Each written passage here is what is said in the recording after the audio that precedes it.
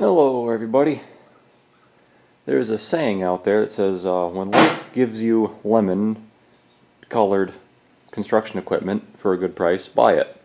And I've been doing a pretty good job of following that rule, and I was really done with buying stuff. I got all the equipment that I have wanted for a while. Got my dozer, got a crawler loader, but sometimes, like I said, life just throws you another one, or in this case Craigslist. So what's this pigtail sticking out over here? Got another backhoe. This is a Case 530CK. 188 diesel in it. 4 nice tires that mostly hold air. It's got a couple pretty bad hydraulic lines, but you know, really not all that bad. You cut this cylinder is seen better days, but whatever. Bought this for a real song. Needs a seat, of course. But it's a pretty nice machine. There's no real big breaks or welds or cracks or anything. And I just couldn't resist picking it up for $750. The story with it is that the head gasket went. So he took it apart, he did the head gasket, put it back on. The motor's all back together. Well, you can't see it under. I tarped it up pretty good. The motor's back together, but the radiator, the manifolds, the air intake, and a couple other miscellaneous things, water pump, those are still off the machine. So all I have to do is reassemble it, and while it's apart, I'll throw a new water pump on it. And he took the oil pan off, or partly took it off.